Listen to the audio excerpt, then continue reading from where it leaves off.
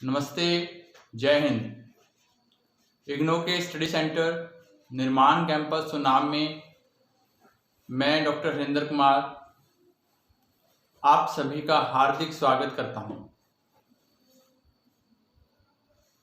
आपके मैसेजेस और सुझाव हमें मिलते रहते हैं। मेरे वीडियो लेक्चर्स को पसंद करने के लिए आप सभी विद्यार्थियों का बहुत बहुत तहे दिल से हार्दिक धन्यवाद। बच्चों, आज हम किस विषय पर चर्चा करेंगे, कोर्स कोड कौन सा होगा, तो उसके बारे में थोड़ा सा बता देता हूं। आज हम कोर्स कोड BHDLA 137 की इकाई 5 और 6 पर चर्चा करेंगे। जिन विद्यार्थियों के पाठ्यक्रम में यह इकाई निर्धारित है वह ध्यान से इस वीडियो लेक्चर को सुनेंगे ताकि वह भाषिक कला के विभिन्न पक्ष और संवाद कला के विभिन्न पक्षों के बारे में जानकारी प्राप्त कर सकें। तो आइए बिना किसी देरी के हमारी आज की इकाई 5वीं इकाई भाषिक कला के विभिन्न पक्ष उसके बारे में बातचीत करते हैं।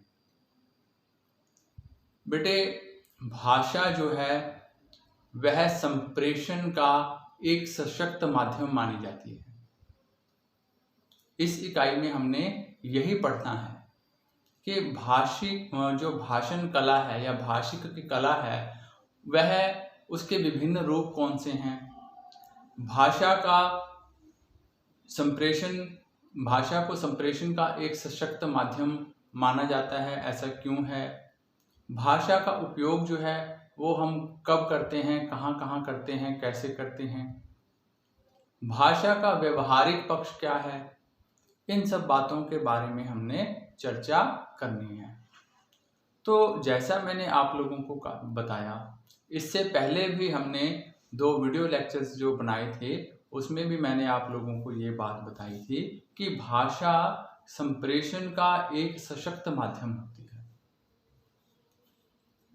अब संप्रेषण का सशक्त माध्यम से मेरा तात्पर्य क्या है, अर्थात हम एक दूसरे से जो भी बातचीत करते हैं, विचारों का आदान प्रदान करते हैं, वह हम किसके माध्यम से करते हैं, किसके प्रयोग करते हैं, भाषा के प्रयोग के द्वारा। अब ये जो भाषा है ये अलग अलग हो सकती है।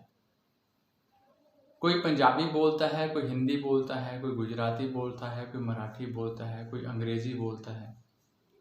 लेकिन भाषा के द्वारा ही हम अपने मन के भावों और विचारों को किसी दूसरे के सामने रखने में सक्षम होते हैं। इसे हम यूं भी कह सकते हैं कि भाषा वह साधन है जिसके द्वारा विचार और अनुभूतियों का संप्रेषण होता है। भाषा एक सामाजिक प्रक्रिया है। समाज में व्यक्ति और व्यक्ति, एक व्यक्ति दूसरे व्यक्ति के साथ और एक व्यक्ति पूरे समाज के साथ आदान प्रदान जब करता है तो उसका मुख्य साधन क्या होता है, भाषा। भाषा शब्द भाष धातु से बना है। भाषा शब्द किससे बना है, भाष धातु से बना है, जिसका आशय है व्यक्तवाणी में कुछ कहना। व्यक्तवाणी अर्थात जब हम अपने विचारों को किसी की दूसरे के सामने व्यक्त करते हैं, अभिव्यक्त करते हैं, किसी दूसरे के सामने अपनी बात कहते हैं। यहाँ ध्यान रखने की बात यह है कि वाणी जो है वह निरर्थक भी हो सकती है। हमेशा सार्थक बातें ही नहीं, कुछ निरर्थक बातें भी हम लोग करते हैं। अतः भाषा से अभिप्राय अर्थमयता और अभिव्यंजकता से ही लेना चाहिए। मनुष्य के बीच किसी भी वस्तु के विषय में अपने विचारों, इच्छाओं, मंतव्यों के आदान प्रदान हेतु सार्थक और क्रमिक व्यवस्था के रूप में व्यक्त ध्वनि संकेतों का जो व्यवहार होता है वही भाषा है। ठीक है। एक मनुष्य जब दूसरे मनुष्य के साथ किसी सार्थक विषय पर बातचीत करता है, विचारों का आदान प्रदान होता है, अर्थ को ग्रहण किया जाता है, तो वही भाषा कहलाती है। शब्द और अर्थ शाश्वत रूप से परस्पर संबद्ध हैं। अगर शब्द हैं तो उनका कोई ना कोई अर्थ भी अवश्य है। शब्द और अर्थ में अन्योन्याश्रय संबंध है। भाषा का प्रयोग और व्यवहार किसके द्वारा होता है? अर्जन के द्वारा। अर्जन करना मतलब अर्जित करना, सीखना, प्रयोग करना। भाषा का प्रयोग और व्यवहार द्वारा अर्जन होता है।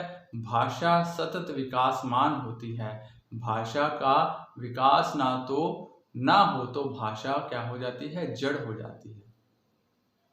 ठीक है, अगर हम भाषा का प्रयोग नहीं करेंगे, अब मान लो किसी विद्यार्थी ने अंग्रेजी बोलना सीखना है, किसी विद्यार्थी ने हिंदी बोलना सीखना है, तो उसके लिए उसको क्या करना पड़ेगा?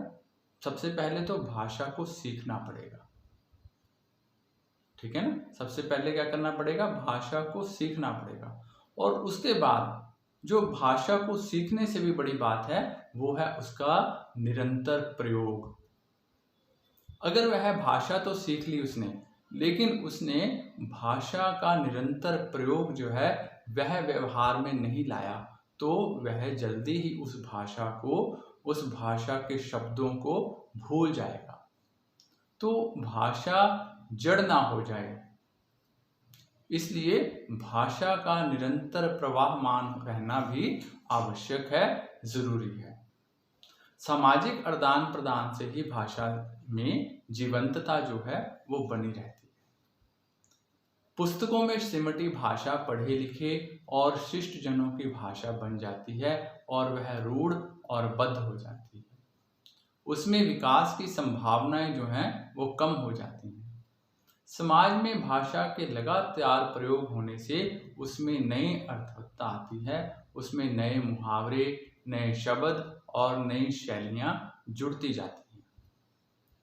देखो, हम किसी विद्वान से बात करते हैं, किसी बड़े राजनेता से बात करते हैं, किसी बड़े समाजशास्त्री से बात करते हैं, तो जब हम उनसे बातचीत करते हैं तो बहुत से शब्द और बहुत सी बातें हम अनायास ही उनसे सीख लेते हैं, ग्रहण कर लेते हैं। तो इस प्रकार भाषा जो है एक व्यक्ति से दूसरे व्यक्ति तक पहुंच जाती है। भाषा के 4 प्रमुख अंग होते हैं। कौन कौन से? ध्वनि, शब्द, वाक्य और अर्थ। भाषा के कौन कौन से 4 प्रमुख अंग होते हैं? एक है ध्वनि, शब्द, वाक्य और अर्थ। इन्हीं अंगों के आधार पर भाषा का रूप जो है वो स्थायित्व पाता है। भाषा का यही रूप आगे चलकर हमारे सामने 2 रूपों में आता है। कौन कौन से 2 रूप? जो पहले भी हमने बात की थी, एक भाषा का उच्चरित रूप और दूसरा लिखित रूप। उच्चरित रूप से हमारा अभिप्राय है जहां हम उच्चारण के द्वारा अपने मन की बात किसी दूसरे के सामने रखते हैं, अपने विचारों का आदान प्रदान करते हैं। यहाँ हमारे सामने श्रोता का होना आवश्यक है, अर्थात सुनने वाला दूसरा व्यक्ति। हम बातचीत कर रहे हैं तो नेचुरल है ना कि कोई दूसरा व्यक्ति भी हमारे सामने हो जिससे हम बातचीत कर रहे हैं। ठीक है। और लिखित भाषा जहां हम अपने भावों को, विचारों को लिख करके किसी दूसरे के सामने प्रस्तुत करते हैं। तो लिखित भाषा में 3 गुण पाए जाते हैं। कौन कौन से 3 गुण हैं?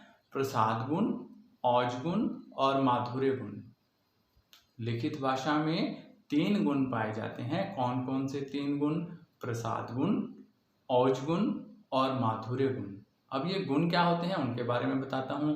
प्रसाद का शाब्दिक अर्थ है प्रसन्नता। प्रसाद का शाब्दिक अर्थ है प्रसन्नता। प्रसाद गुण वहां होता है जहां सरल, सहज और भाव व्यंजक शब्दावली का प्रयोग किया गया हो। अब ये जो सरल, सहज और भाव व्यंजक शब्दावली का प्रयोग करता कौन है? लेखक। अर्थ की निर्मलता और सहज प्रतीति इस गुण की प्रमुख विशेषता होती है। एक छोटी सी उदाहरण, एक छोटी सी कविता। वह आता वह आता दो टूक कलेजे के करता, पश्चाता पथ पर आता। पेट पीठ दोनों मिलकर हैं एक, चल रहा लकुटिया टेक, मुट्ठी भर दाने को भूख मिटाने को। मुख फटी पुरानी झोली का फैलाता, वह आता। अब यहाँ आप देखो और समझो, यहाँ जो लेखक है, जो कवि है, उसने एक भिखारी की दीनहीन दशा, दयनीय दशा, उसकी फटी झोली, उसका भूखा पेट, और पेट जो है उसका पीठ के साथ लगा हुआ, ऐसे कितने ही दीनहीन वाक्य में उसने भिखारी की व्यथा कथा जो है वो पाठक के सामने रख दी। भाषा कितनी सहज है, सरल है, स्पष्ट है कि पाठक को एक बार पढ़ने से ही यह पता चल जाता है कि लेखक किसके बारे में बात कर रहा है। तो यह गुण भाषा में क्या है? प्रसाद गुण है। इसी प्रकार आगे हम बात करते हैं ओज गुण क्या है। ओज गुण का बड़े शाब्दिक अर्थ है तेजस्विता। ओज गुण का शाब्दिक अर्थ क्या है? तेजस्विता। साहित्य में ओज गुण वहां होता है जहां ऐसी शब्दावली का प्रयोग हो जिसे पढ़ते ही मन में उत्साह, उत्तेजना या ओजस्विता उत्पन्न हो जाए। जब हम कोई कविता पढ़ें और हमारे मन में एक उत्साह पैदा हो जाए तो हम वहाँ कहते हैं कि यहाँ कविता में ओज गुण है, तेजस्विता हमारे मन में आई है, हमारे मन में एक नए चेहरे ने, एक नए भाव ने हमारे मन में स्थान ग्रहण कर लिया है। तो उसका मतलब है कि कविता जो है वो जीवंत है, उसमें ओज गुण मौजूद है। यहाँ एक उदाहरण आपको पढ़ के सुनाता हूँ। छीनता हो सब तब कोई और तू, त्याग तप से काम ले यह पाप है, पुण्य है विच्छिन्न कर देना उसे, बढ़ रहा तेरी तरफ जो हाथ है। अब आप यहाँ देखो, दिनकर जी ने कितने सरल स्वभाव से त्याग और तप के बारे में हमें बताया है। वो कहते हैं, छीनता हो सब तब कोई और तू, त्याग तप से काम ले यह पाप है। अगर तुम्हारे साथ कोई अन्याय कर रहा है, तुम्हारे साथ कोई धोखा कर रहा है, और फिर भी तुम या तुम्हारी जो सरजमीन है, तुम्हारी जो भूमि है, उस पर कोई कब्जा कर रहा है, और फिर भी तुम त्याग और तप को लेकर बैठे हो, है ना। तो वहाँ पर वो कहते हैं कि जो व्यक्ति, हमें अगर पाप करना बुरा है तो पाप को सहना उससे भी बड़ी बुराई है। आगे हम बात करते हैं माधुर्य गुण क्या है। माधुर्य गुण का अर्थ है मिठास, अर्थात जहाँ कविता में हमारे भावों में मिठास हो, आनंद हो, वहाँ हम कहते हैं कि यहाँ माधुर्य गुण है। तुम कणक किरण के अंतराल में लुक छिपक कर चलते हो क्यों, नत मस्तक गर्व सहन करते हो क्यों। ठीक है, इस संदर्भ में यह कविता जो है निराला जी की है। ठीक है बेटे, समझ आ गई। तो माधुर्य गुण का अर्थ मैंने आपको क्या बताया? मिठास। ओज गुण का अर्थ क्या था? तेजस्विता। तो समाज में जो भाषा के दो रूप अब हमारे सामने आए, मौखिक भाषा और लिखित भाषा। कभी कभी हम यही सोच लेते हैं कि केवल दो ही रूप भाषा के हैं, एक मौखिक और लिखित।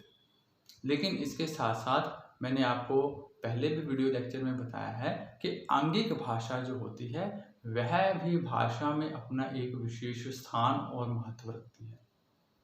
आंगिक भाषा अर्थात जब हम अपने शरीर के विभिन्न अंगों का या किसी एक अंग का प्रयोग करके किसी सामने वाले को अर्थ की प्रतीति करवा दें। अर्थात जहां हम ना तो बोले, हमने किसी शब्द का उच्चारण नहीं किया, और ना ही हमने कुछ लिख करके किसी को समझाया, बताया, अपितु हमने केवल अपने शरीर के अंग के किसी इशारे से, किसी भाव से दूसरे व्यक्ति को अर्थ की प्रतीति जो है वो करवा दी। जैसे मैंने आपको पहले भी कहा था कि किसी को बाय बाय टाटा करना, किसी को नमस्ते के लिए हाथ जोड़ देना, है ना। तो ये सब भाव क्या है? ये सब भाव हैं कि हमने बिना बोले किसी का स्वागत कर दिया, वंदन अभिनंदन कर दिया, किसी को नमस्कार कर दिया, और सामने वाला भी बिल्कुल समझ गया कि हमारा भाव क्या है। ठीक है। तो जो भाषा है, भाषा के ये तीनों रूप, भाषा के ये तीनों रूप हैं जो वह समाज में अपना स्थान रखते हैं, और व्यक्ति जो है इन तीनों का प्रयोग जो है जीवन में, बल्कि जीवन में नहीं, मैं तो ये कहूँगा कि दिन में पल प्रतिपल वह भाषा के इन तीनों जो प्रयोग हैं, तीनों का प्रयोग वो करता है। भाषा के उच्चरित रूप का मानव मन पर प्रभाव पड़ता है। कई बार वह मानव मन को झकझोर देता है। भाषा के उच्चरित रूप द्वारा किसी के हृदय में करुणा, दया, सहृदयता, मैत्री अथवा व्यंग और क्रोध आदि के भाव जगाना सहज ही संभव है। लिखित भाषा में इन संदर्भों से जुड़ी हुई बातें पढ़ने पर भी पाठक के मन में इतनी मात्रा में भावनाओं की व्याप्ति नहीं होती है जितनी भाषा के उच्चरित रूप के द्वारा, है ना। अब कोई बहुत बड़ी पुस्तक है, कोई उपन्यास है, कोई नाटक है, मान लो 100 पेज का कोई उपन्यास है। अब क्या हम उसे एक ही बैठक में पढ़ने में सक्षम हैं? नहीं। तो क्या पता आज हमने थोड़ा सा पढ़ लिया, कल को हमें समय मिले या ना मिले, हम उसको पूरा पढ़ पाएं या ना पढ़ पाएं। लेकिन उच्चरित रूप क्या है कि कोई हमारे सामने अध्यापक है, अध्यापक की कक्षा में हम बैठे हैं और अध्यापक ने बहुत ही सरल शब्दों में, सारांश में हमें उस उपन्यास के बारे में पूरा पढ़ा दिया। एक ही कक्षा में उसने हमें पूरा उपन्यास जो है उसके बारे में हमें समझा दिया, बता दिया। उपन्यास के प्रमुख पात्र कौन हैं, उपन्यास की कथा क्या है, उपन्यास सामाजिक है या राजनीतिक है, उपन्यास का उद्देश्य क्या है। तो बिना उपन्यास पढ़े हमने केवल अध्यापक की कक्षा लगाकर ही उस उपन्यास के बारे में पूरी जानकारी प्राप्त कर ली। तो इसीलिए यहाँ पर ये कहा जाता है कि भाषा का लिखित रूप उसकी बजाय भाषा का जो उच्चरित रूप है वह अधिक महत्वपूर्ण है, क्योंकि कई बार थोड़े से ही शब्दों में हम पूरी बात को समझने में सक्षम हो जाते हैं। भाषा के उच्चरित रूप का मानव मन पर प्रभाव पड़ता है। कई बार वह मानव मन को झकझोर भी देता है ना। जैसे हमने पहले कहा कि करुणा, मानव के हृदय में दया, सहृदयता, मैत्री और व्यंग इत्यादि ये भाव जो हैं वो जल्दी व्यक्ति के मन पर असर करते हैं। मान लो एक छोटी सी उदाहरण और मन में आ गई। मान लो 2 मित्र हैं और दोनों मित्रों के बीच आपस में झगड़ा हो गया किसी बात को लेकर। अब क्या हुआ कि पहला मित्र जो था, जो नाराज था दूसरे से, पहला मित्र जो था वो नाराज था अपने दूसरे मित्र से, लेकिन उसने क्या कहा, उसने क्या किया, वह गया और उसने अपने दोस्त से अपनी बात के लिए माफी मांग ली। तो माफी उसने लिखित रूप में नहीं मांगी, है ना। केवल उच्चारण के द्वारा उसने ये कहा, चलो छोड़ो यार, आज के बाद मैं ऐसी गलती नहीं करूँगा, है ना, या आज के बाद हम दोनों के बीच ऐसी कोई बात नहीं होगी। तो केवल उच्चारण के द्वारा, केवल थोड़े से शब्दों के द्वारा वो दोनों फिर से मैत्री के परम बंधन में बंध गए। तो व्यक्ति जो है वह उच्चरित रूप के द्वारा, भाषा के उच्चरित रूप के द्वारा जल्दी करुणा, दया, सहृदयता ऐसे बंधनों में या ऐसे भावों में वह जल्दी बंध जाता है। ठीक है। अब भाषा के उपयोग की अगर हम बात करें तो भाषा का उपयोग जो है, जैसे मैंने आपको पहले बताया कि हम पल प्रतिपल करते हैं, लेकिन भाषा का उपयोग हमें बड़ी सावधानी से करना चाहिए, है ना। भाषा का उपयोग हमें बड़ी सावधानी से करना चाहिए। क्यों? क्योंकि भाषा निर्माण भी कर सकती है और भाषा विध्वंस भी कर सकती है। आपके मुख से निकले हुए वचन आप दूसरे व्यक्ति को आपका दोस्त भी बना सकते हैं और आपका शत्रु भी, है ना। दूसरे व्यक्ति को अगर आप किसी को बहुत प्रेम से स्नेह से बुलाते हो तो वो आपका दोस्त बन जाएगा, लेकिन यही आपने किसी के साथ गाली गलौज की या किसी को अपशब्द बोले तो वह आपका शत्रु बन जाएगा। अब है तो दोनों और भाषा, केवल शब्दों का अंतर है कि आप किस प्रकार के शब्दों का चयन करते हैं। इसके अतिरिक्त हम भाषा का और भी कई स्थानों पर उपयोग करते हैं, जैसे किसी को सूचित करना, किसी से आग्रह करना, मनोरंजन होना, स्वच्छंद विच्छेद होना, पूरक के रूप में कार्य करना या किसी बात को छिपाना। भाषा का प्रयोग हम जीवन में पल प्रतिपल करते हैं अपने अलग अलग प्रकार के भावों को व्यक्त करने के लिए। कभी हम सूचना देने के लिए, है ना, किसी को कोई सूचना देनी है तो हमने भाषा का प्रयोग किया। किसी से कोई आग्रह करना है तो हमने भाषा का प्रयोग किया। हमने मनोरंजन करना है, फिल्म देखनी है, गाने सुनने हैं, नाटक देखना है तो हमने भाषा, है ना। तो भाषा जो है जीवन का एक अभिन्न अंग है, हमारे जीवन का एक अभिन्न अंग है भाषा। हम रोज अपने अनुभवों, विचारों, संवेदनाओं, विश्वासों, मूल्यों आदि के बारे में एक दूसरे को सूचित करते रहते हैं और इसके लिए हम केवल और केवल भाषा का ही प्रयोग करते हैं। भाषिक कला को महत्व प्रदान करने के लिए एक तत्व और है, वह क्या है? जो भाषिक प्रयोग को ही प्राणवान बनाता है, वह है शिष्टता का सिद्धांत। शिष्टता, हमारे विचारों में, हमारे स्वभाव में शिष्टता का होना अति आवश्यक है। यदि हम भाषिक कला में पारंगत हैं और हम अपनी बात बड़ी शालीनता के साथ प्रस्तुत कर सकते हैं तो हम अपनी बात भी कह लेंगे और श्रोता को उससे किसी भी प्रकार की अवमानना का बोध भी नहीं होगा। अर्थात अगर हमने कहीं कोई ऐसा अवसर आए कि हमें किसी की शिकायत करनी है ना, हमें किसी की शिकायत करनी है, तो वहां भी शब्दों का ऐसा प्रयोग करना है, भाषा का ऐसा प्रयोग करना है कि जो दूसरा व्यक्ति है, सुनने वाला है, उसको बुरा भी ना लगे और हमारा काम भी हो जाए। भाषा के जरिए आग्रह भी किया जाता है। आग्रह करना, जैसे आपने स्कूल से छुट्टी लेनी है तो प्रिंसिपल को आप अपने कक्षा के अध्यापक को आग्रह करोगे, है ना। अपने स्कूल, कार्यस्थल और घर में हम एक दूसरे को सोचने, विश्वास करने, क्या करना है क्या नहीं करना है इत्यादि के लिए बार बार कई बार आग्रह करते हुए नजर आते हैं।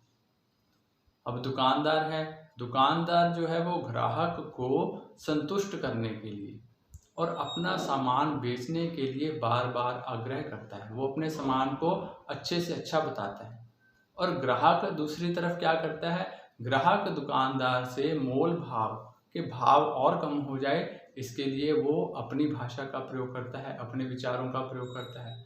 तो दोनों ओर से भाषा का प्रयोग किया जा रहा है, ठीक है। लेकिन दोनों का भाषा का प्रयोग करना का पीछे स्वार्थ जो है वो अलग अलग है। दुकानदार सामान बेचना चाहता है अच्छे मूल्य पर और ग्राहक सामान खरीदना चाहता है कम दाम पर, ठीक है।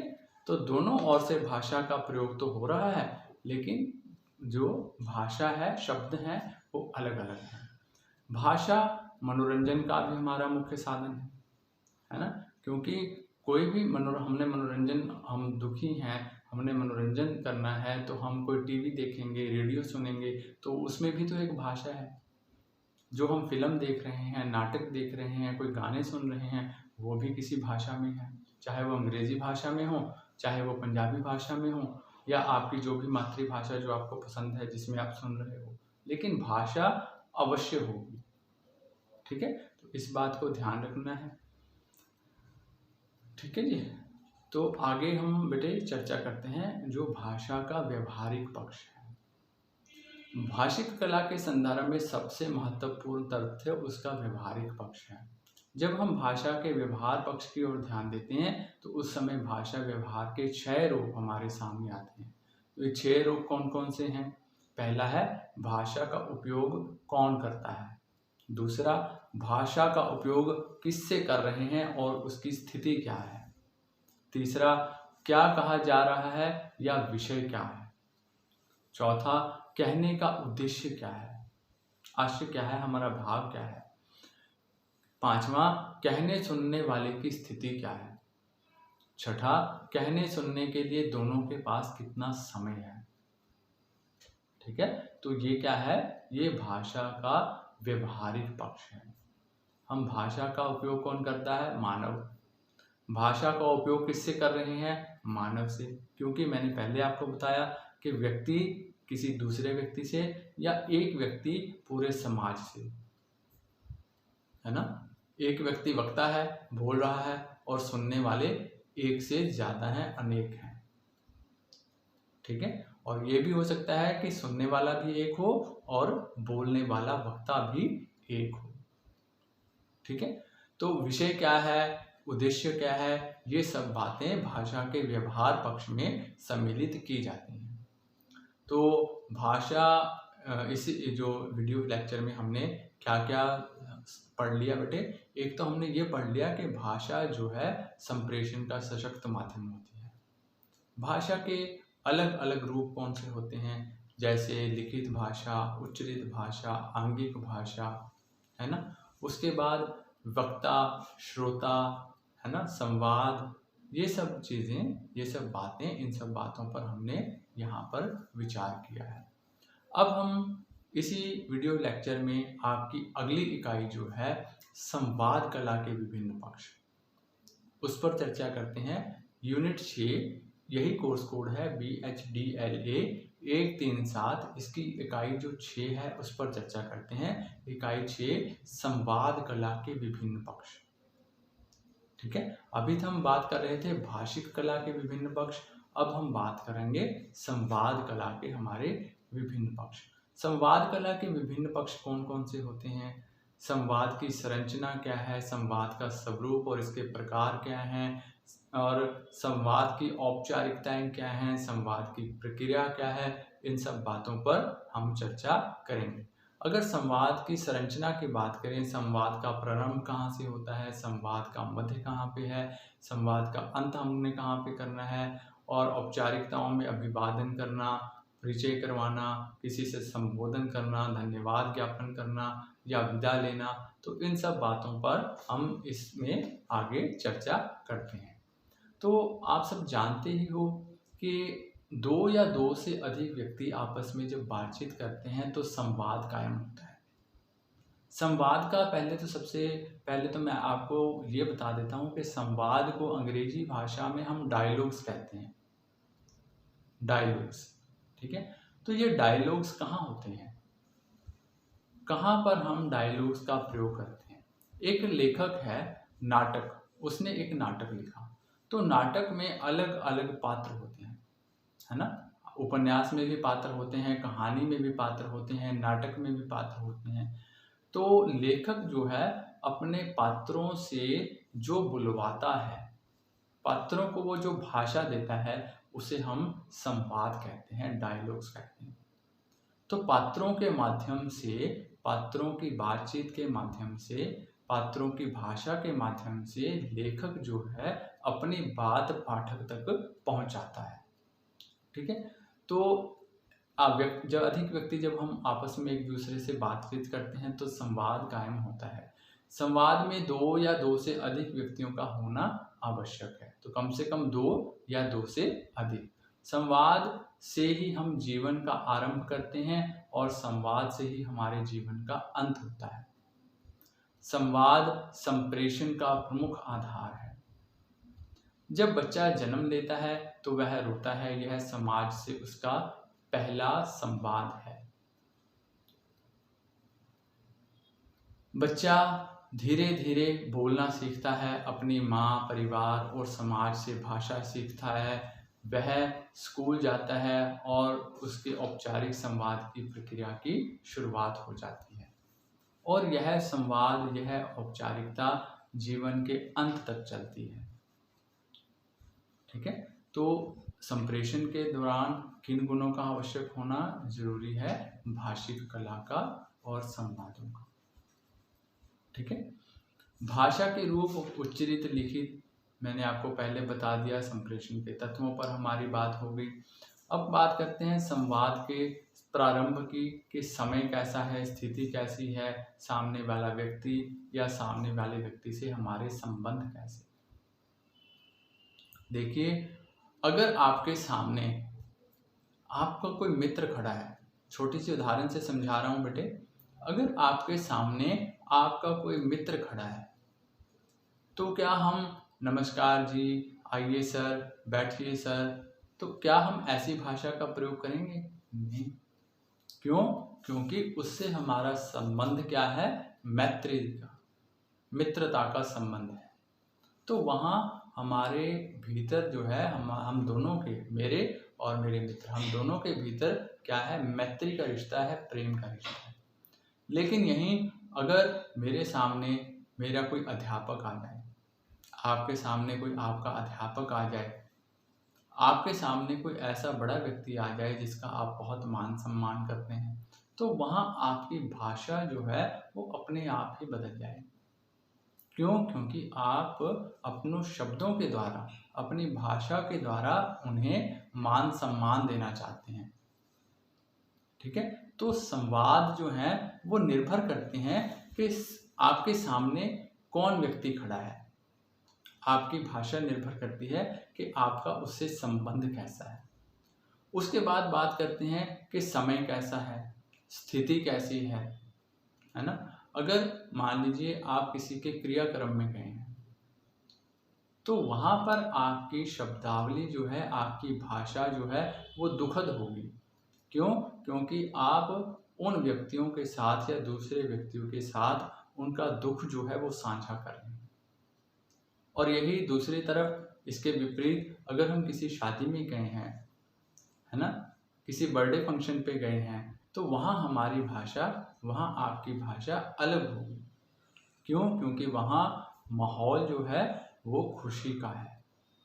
तो फर्क हो गया ना, स्थिति का फर्क हो गया, कहाँ दुख की स्थिति थी और कहाँ सुख की स्थिति है।